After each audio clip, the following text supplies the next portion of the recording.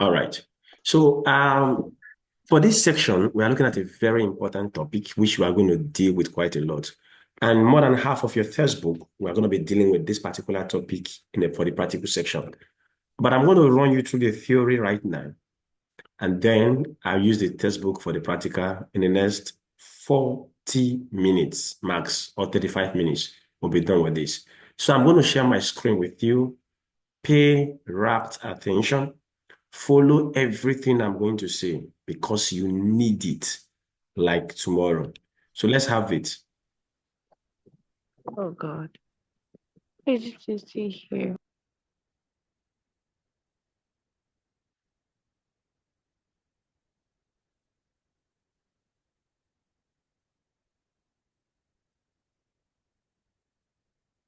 Now, if you pay close attention to your screen, which I'm sharing right now, we're coming to the third topic. Now, we're looking at what we call la phonétique et la phonologie. On a examiné déjà les catégories de la phonétique et la fonction de la phonologie. On a parlé de API, alphabet phonétique international, et son importance. Et ce matin, on vient de discuter ce qu'on appelle l'intonation. On a souligné le fait que l'intonation est la variation de la voix de la parole. Et cela est influencé par trois grands critères. D'abord, c'est l'intensité. L'intensité veut dire la force que nous employons en produisant des mots. Deuxièmement, on a parlé de la fréquence. Ça, c'est au niveau de la vibration de code vocal, si c'est long ou bien c'est rapide. Et troisièmement, on a parlé de la durée. Et cela concerne, dans la langue française, dans la phonétique française, le longueur du, du son ou bien syllabe. On a parlé de tout ça là déjà. Maintenant, nous passons au troisième sujet que nous avons à aborder. Et ça, c'est ce qu'on appelle les consonnes français. Dans ce cours ce matin, in this study this morning, je vais essayer de vous donner ce qu'on appelle la classification des sons. La classification des sons en français. Si on parle de consonnes, il faut d'abord la définition d'une consonne. Qu'est-ce que c'est une consonne en français? Parce que dans la phonétique française, on parle toujours de voyelles, consonnes, semi-voyelles, semi-consonnes. We talk about vowels, semi-consonants, semi-vowels, and consonants most of the time. But the question is, what are consonants? There are a lot of things. I'll try and share this note with you later, possibly. There are a lot of things we talk about consonant sounds. The first thing to note is that c'est un phonème qui est prononcé avec obstacle. Si on prononce le son P, par exemple, il y en a d'obstacles. C'est-à-dire, les consonnes sont les sons produits avec des obstructions pendant le passage de l'air dans les organes phonateurs. On look at des organes phonateurs, les poumons, la larynx, le palais, le palais d'yeux, la langue, les lèvres, les dents. Si on prononce un consonne, il y a toujours ce qu'on appelle des obstacles dans les organes phonateurs. Et pour ceux qui ont your livre, for those that have their textbook, I want you to open to chapter from your textbook, go straight to the chapter where you have the consonants.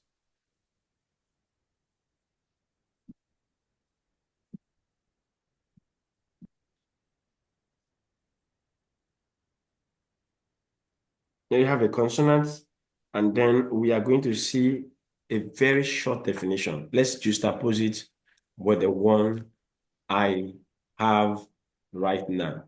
Now we'll go to chapter 26 or so.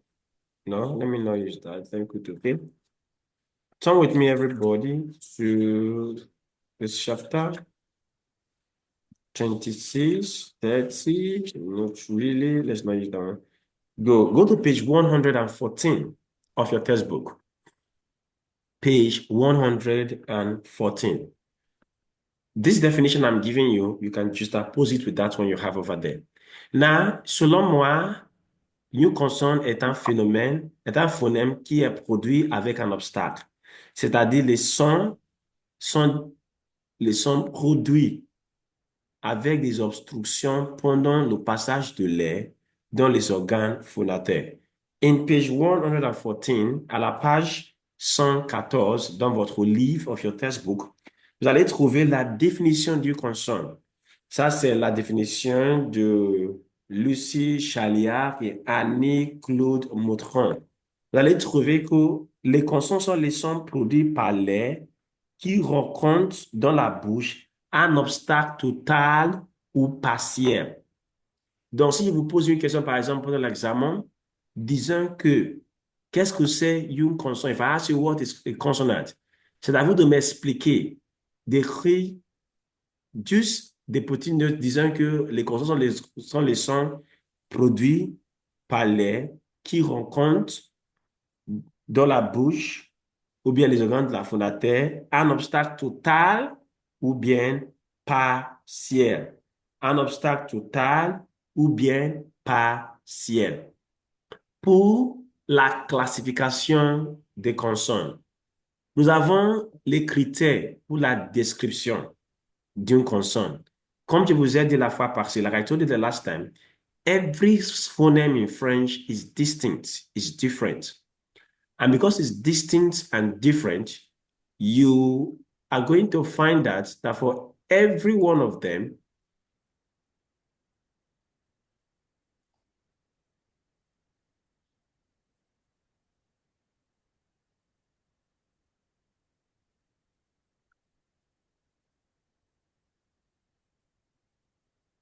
for every one of them, you will discover that there is what we call differences between one phoneme or the other.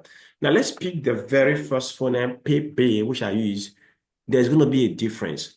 Now, what are the things we use to describe phoneme? The four things. Number one, I will call le mode d'articulation. Note that.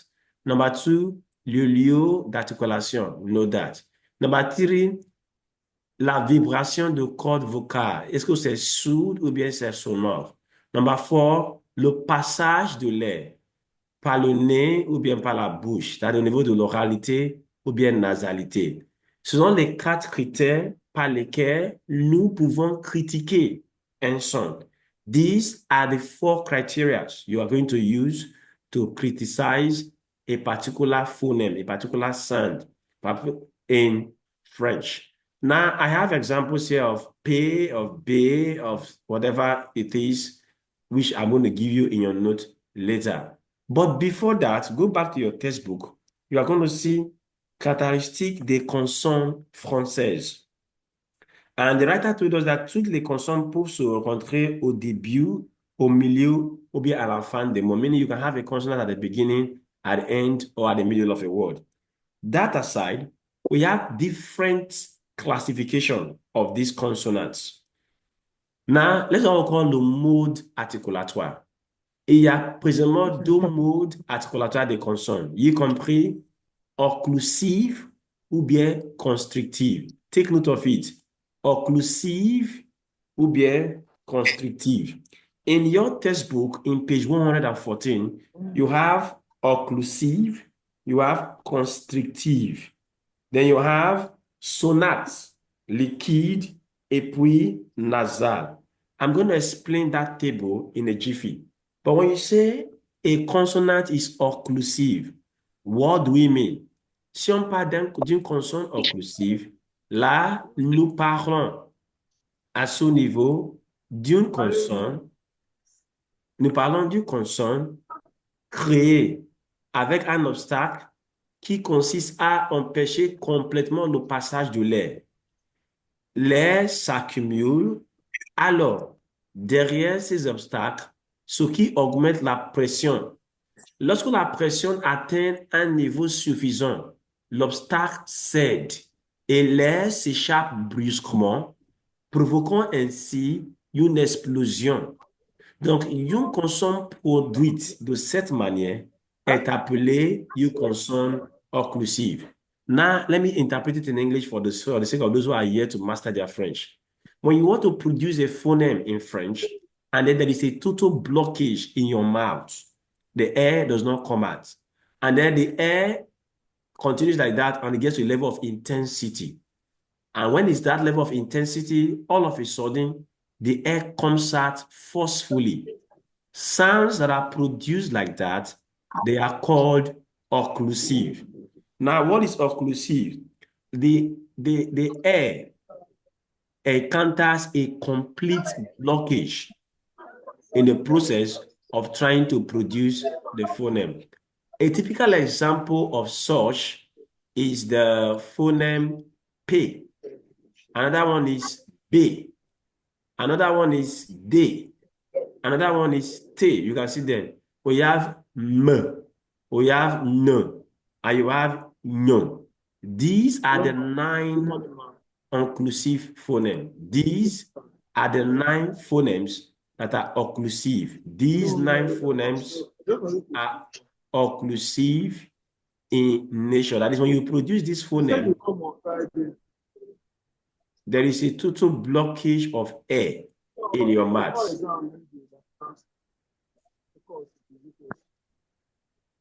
Please, the person speaking, can you excuse us?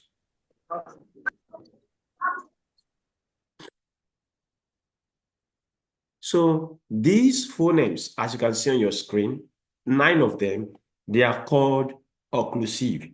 Now go to your textbook in page 114. You have occlusive. L'air rencontre un obstacle total. L'air, that is the air in your mouth, rencontre un obstacle total. Let's try and pronounce all the occlusive sounds. Now let's go. We have P. We have B. You have T.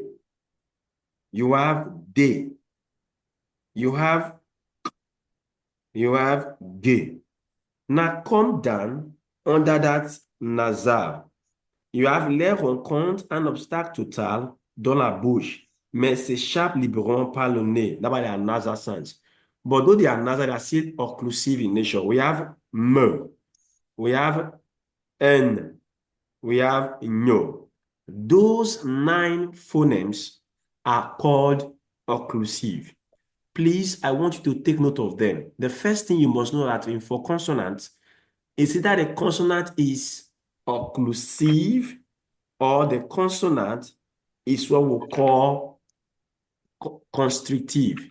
Now, for occlusive, there is a total blockage of air. Il y a le blocage total de l'air dans la bouche. Et puis cela sort brusquement. The air comes out by force all of a sudden. That is for occlusive. Let's go to the next type of consonant you have. Now, beyond the occlusive, we have also call them constrictive. The second type of phoneme is called constrictive. Now, what are constrictive? Or you call them fricative. Constrictive or fricative. Qu'est-ce que cela veut dire? What's the difference between constrictive and fricative? For occlusive, we say there is a total blockage of air in the mouth. Remember, consonant sounds are sounds produced by blockage of air in the mouth. That's consonant sounds. And the blockage can either be partial or it can be total. That's what you have in your definition in your textbook in page 114. Now, when you go down, we are now saying what is the meaning of occlusive. That is, there is a total blockage of air in your mouth when you are producing those consonant phonemes. Whereas for constrictive or fricative, the blockage of air is not complete. It is partial. Now, let's read what you have on my note here. La deuxième méthode est de faire un passage étroit où l'air frotte fort contre les parois. Ce frottement crée des turbulences, et un son spécial appelé constrictif ou fricatif. Quand on prononce ces sons, l'air est partiellement bloqué. That's the key word.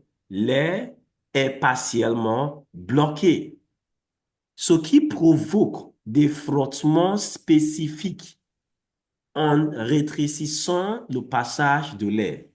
La langue, les dents, les lèvres sont importants pour créer ce passage étroit. Ainsi, le consonne constrictive rend les sons de la langue plus variés et nous aide à comprendre la phonétique et la phonologie. Now, the summary of it is that when you produce a consonant and there is no total blockage of air, but rather the air escapes little by little, we call them constrictive or fricative. Now, look at your textbook, everybody. Those of you that have your textbook, you are going to find out that for constrictive, they say les rencontre un obstacle partiel. Take the examples. There are 6. Unlike the occlusive, when you have 9, there are 6 constrictive or fricative sounds. What's the first one? We have s. You can pronounce it as you have there. S. You have z. You have sh. And then you have j. You have F. You have V. The air escapes either from the teeth or from the tongue. Partially, there is a blockage of air. That is what to note about that. Now, let's come to the third type of consonant sound. What we call vibrant or roulé. Actually, there is only one particular sound like that. Or you have lateral. Now, what is vibrant? What is roulé? What is lateral?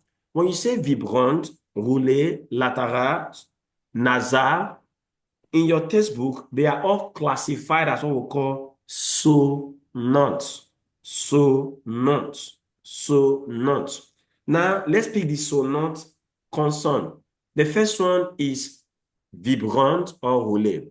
Certaines consonnes nécessitent qu'un organe capable de vibrer comme le bout de la langue et la luette. La petite partie qui pointe dans le fond de la gorge bloque partiellement le passage de l'air. Lorsque le couvrant d'air pousse contre cet obstacle, il le fait vibrer. Ces consonnes sont appelées vibrantes.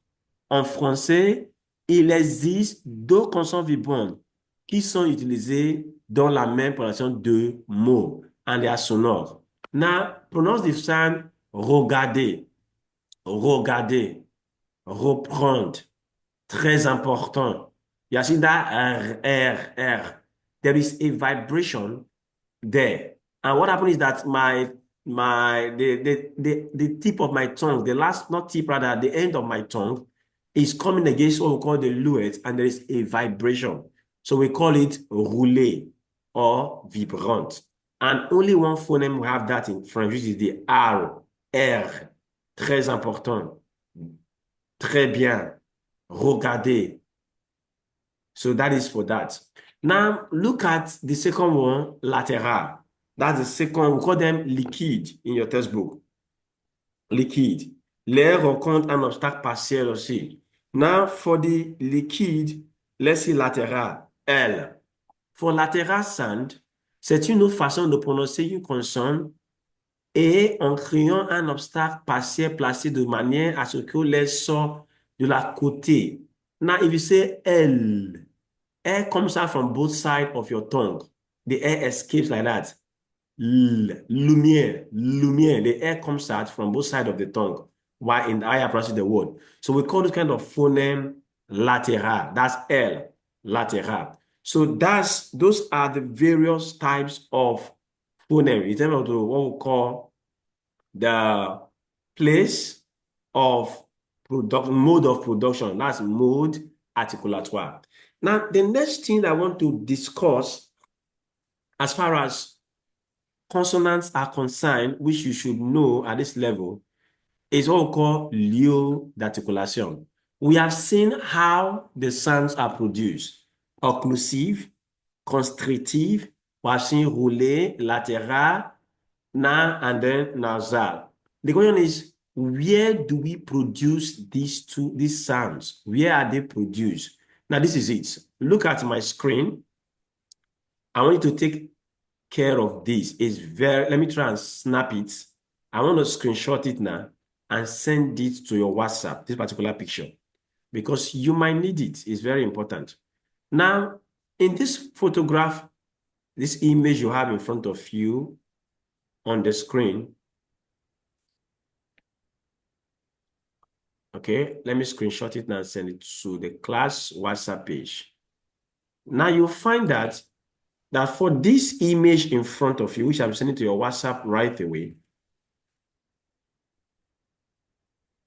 it is not just an afterthought. It gives you a complete picture of what we call the lieu d'articulation. We are seeing the mode. Either it is occlusive or constrictive, or you say lateral vibrant for L and arrow, or you say nasal the rest. But these other ones, look at it now. We have for the picture nasal, you have labia, you have dental, we have apical dorsal, you have alveolaire, you have vélaire, you have uvulaire, you have pharynx, you have larynx, and you have nasal. I gave you this thing initially when I discussed what we call les organes phonétaires. Now look at this phoneme, P, B, M. Those three phonemes, they are produced with the aid of the lip. Yes, the lip. Now look at the next one. F, V, F, V. You see your teeth touching your upper teeth coming in contact with your lower lip. C'est-à-dire, le son est produit avec le contact entre les dents supérieures et les lèvres inférieures. Upper teeth and the lower lip. The next one is called apico-alveolaire. But I will tell you to call it dental. Use the word dental for it. There's a reason for that. Dental. We have T, D, N, S, Z, L, R. These are all dental sounds. That's where they are produced. That is, your tongue, touches the upper part of your teeth when you produce those phonemes. They have also the palatal sounds as well. Les sons palatales. Les sons palatales. We're going to come to that more as we go on. Then you have what we call vélaire, and then you have uvulaire. But I don't want you to follow this verbatim. Go to page 116 of your textbook, for those of you that have your textbook. Page 113 of your textbook. 116 rather. You have encore les consonnes occlusives or momentanées. Les consonnes occlusives, or you say momentanées. Les consonnes occlusives, or you say momentanées. Now, they say les consonnes occlusives sont des sons produits par les qui rencontrent un obstacle total. I've explained that to you already before we got to here. Now, les consonnes occlusives sont classées selon le point où se trouve l'obstacle total. Where do you have that total obstruction? That's the way they are classified. Now, that's a page 116. For those of you that have your textbook, you will see we have called les deux lèvres. Les deux lèvres. That we call them son bilabia. Is there? Le point de la langue contre les dents du haut. We call them dental. Therefore, le dos de la langue contre le palais. We call them what? Palatal. Les consonnes occlusives sonores ou douces sont prononcées avec vibration des cordes vocales. Ces consonnes sont un son associé à un bruit. Now look at the image down, the table down. We have consonne sourde, consonne sonore. Consonne sourde, consonne sonore. Now, what do you mean by consonne sourde or consonne sonore? I told you in your class the last time Now, for consonant soothe, there is no vibration in your vocal cord. Whereas for consonant sonore, there is vibration in your vocal cord. Now, go to page 115 of your textbook. You are going to find what we call chaque consonne occlusive. Et chaque consonne constitutive pour être prononcée soit sans vibration des cordes vocales, that's consonne soothe, soit avec vibration des cordes vocales, that's consonne sonore. Les consonnes sonates sont toutes sonores. Les consonnes sourdes sont assimilables à des fortes et les consonnes sonores à des douces. Now, what is assimilation? C'est l'opposition consonne forte, consonne douce au maintien, même au cas d'assimilation. Leave all those grammar alone. What I'm trying to say here is that for consonne occlusive, is either it is sonore or it is soothe. Look at the table there. You have P, T. Those are all consonne soothe. You have B, D, G. They are all consonne sonore. So that is for the occlusive. Now, apart from the occlusive, I talked about the constrictive. I told you we are looking at the entire textbook. Now go to page 134 of your textbook if you have it with you there. In page 134 of your textbook, you are going to see something altogether, which I'm going to explain now. Page 134 of your textbook. Just go there. For those of you that have the textbook, page 134. Now, in page 134, we have les consonnes constrictives sont des sons produits par l'air qui rencontrent un obstacle partiel. I've already explained it to you, and I'm not showing you where it is in your textbook so that you can now begin to read and understand the other things that follow after that. So you will discover, page 134 of your textbook, you will discover that les consonnes constitutives sont classées selon le point où se trouve l'obstacle partiel. We have la lèvre du bas contre les dents du haut. I will call this one labiodontal. Back to that image I sent you. You see, labiodontal. What are the labiodontal sounds? You have F, and then you have V. You have F, and then you have V. Those are the two labiodontal sounds, and they are constrictive in nature. Now you have S. You have S. You have S, and then you also have D. S and D. Those two sounds are produced with the aid of what we call the tongue and the upper teeth touching it. We call them les sons dentales. Or you say sifflant, D, T, les sons dentales or sifflant. Now, the next type of, you have there called, you have S and Z. S, Z. They are also fricative. But you find that whereas F is soothe, V is sonore, though they are both labiodontal. Whereas S is soothe, Z is sonore, though they are both dental sound. Also, whereas the phoneme sh is soothe, j is sonore. So, irrespective of their place of production, they are either sonore or soothe, whether it is occlusive or it is constrictive. And apart from this constrictive sound, every other phoneme, like your sonat, your M, your N, your ñ, your L, and your R, they are also sonore in nature. Having said this, I'm going to pause right now. I've taken you through the characteristics of the consonant sound, and I've told you where you find them in your textbook. Now, what you are going to do for me now is that you are going to write all the consonants in French. You are going to write the 4 criteria of each consonant. Many of you with your textbook, do your reading. and then I'm going to mark it when I come to class.